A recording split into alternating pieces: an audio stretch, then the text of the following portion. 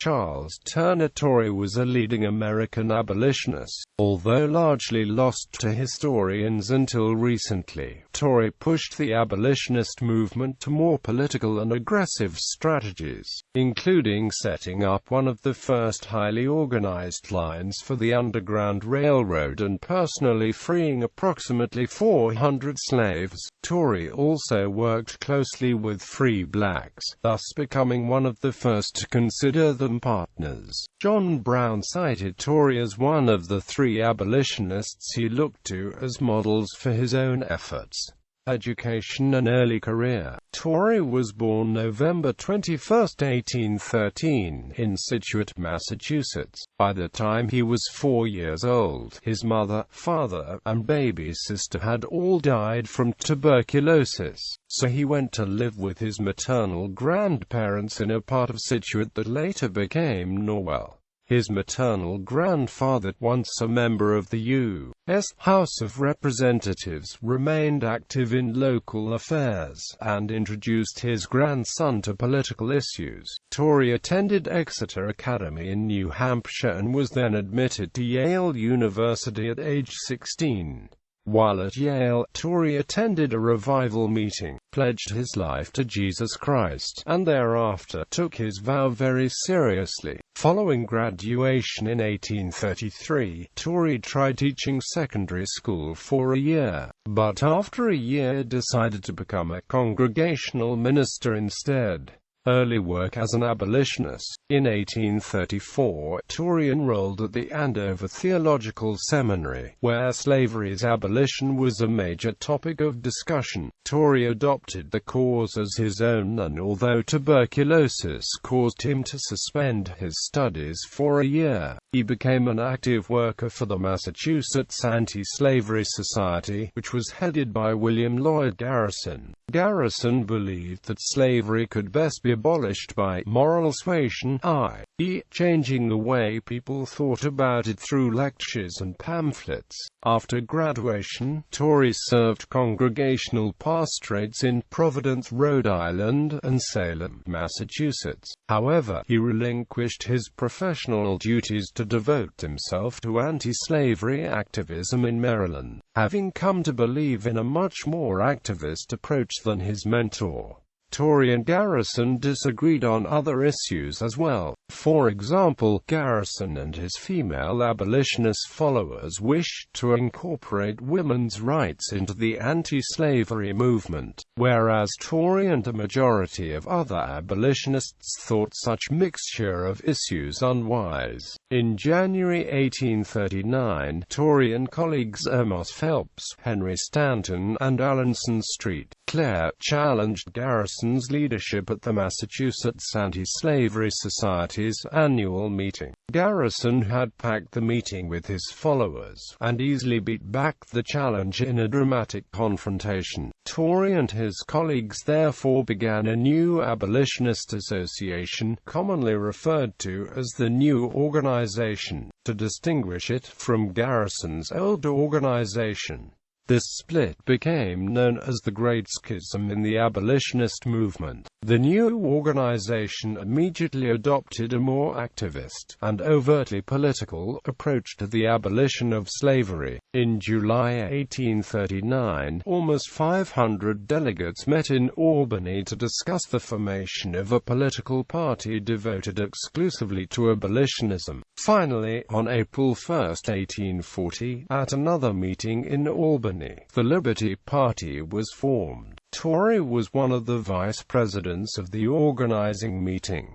Following the meeting, he became the Liberty Party organizer for Massachusetts, freeing slaves.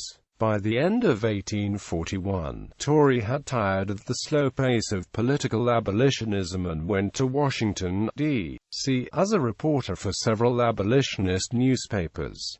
It seems likely that he had already formulated a plan to free slaves. He immediately began attending black churches and befriending abolitionist members of Congress, especially Joshua Giddings of Ohio. In January 1842, Torrey, as a reporter, attended a convention of Maryland slaveholders in Annapolis, where he was arrested, charged with writing incendiary material, and jailed for 4 days. Following his release from jail, Torrey continued using his cover as a reporter but immediately organized an elaborate Underground Railroad route from Washington to Baltimore, Philadelphia, and Albany. He worked closely with Thomas Smallwood, a free black. Together, they solicited slaves in Washington to run away, then transported them north to freedom in Pennsylvania. There, they were conducted through a series of safe houses, mostly owned by Quakers, to Philadelphia, Albany, and ultimately, for many, Canada. Torrey and his colleagues rented horses and wagons and often transported as many as 15 or 20 slaves at a time. Torrey and Smallwood specifically targeted slaves owned by Southern members of Congress and important political figures so as to cause as much public disruption as possible. Professor Stanley Harold offered the first academic account of Torrey's slave-freeing exploits. By October 1842, Torrey had been targeted by the police in Washington for his activities, so he moved to Albany. Smallwood continued to recruit slaves to run away until the spring of 1843, by which time they had freed approximately 400 slaves. Smallwood then also moved north because of the danger of arrest. Much of the funding for Torrey and Smallwood's work apparently came from Gerrit Smith, a wealthy abolitionist in Syracuse. In November 1843, Torrey and Smallwood returned to Washington, despite both being wanted by the police,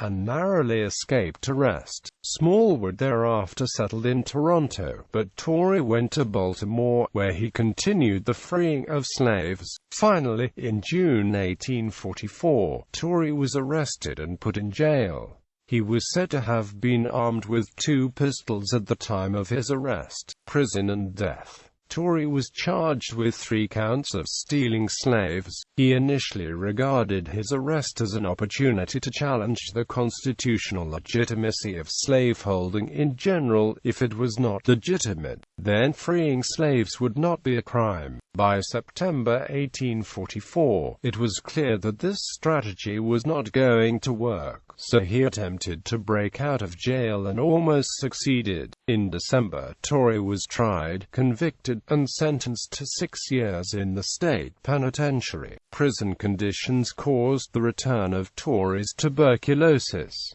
Clemency requests were denied. He died in prison on May 9, 1846. His corpse was taken to Boston, and many people attended his funeral at Tremont Temple. He was buried at Mount Auburn Cemetery in Cambridge, Massachusetts, where a monument with a figure of a female slave was erected over his grave. Torrey's "Blood Crieth Out" became an abolitionist battle cry, and the story of his sufferings and death excited eager interest both in the United States and in Europe, giving new impetus to the anti-slavery cause. Assessment. Following the end of the Civil War, Charles Torrey was essentially lost to history. The main reason for this was that the history of the abolitionist movement was mostly written by Garrison and his supporters, most of whom were still alive. By contrast, most of Torrey's supporters had died. Despite his relatively brief abolitionist career, Torrey made major contributions to the freeing of slaves. He co-led the 1839 challenge to William Lloyd Garrison's leadership, resulting in the permanent schism between Garrison's old and Torrey's new abolitionists. The new group was much more aggressive in the tactics.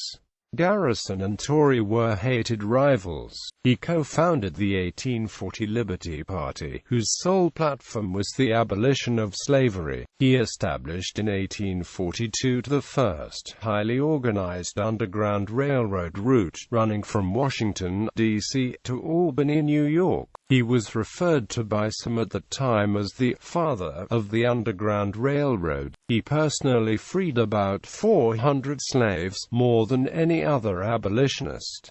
By contrast, Harriet Tubman freed about 70 slaves. Torrey took the slaves from the Washington and Baltimore region and specifically recruited slaves owned by Southern members of Congress and other high government officials. He was one of the first white abolitionists to work closely with black counterparts, staying at the homes and sharing the dangers of the task. He strongly influenced the aggressive abolitionists who followed him. John Brown, for example, cited Torrey as one of the 3 abolitionists he looked to as models for his own efforts.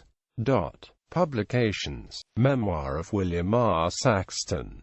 Home, or The Pilgrim's Faith Revived, a volume of sketches of life in Massachusetts, which Torrey prepared in prison.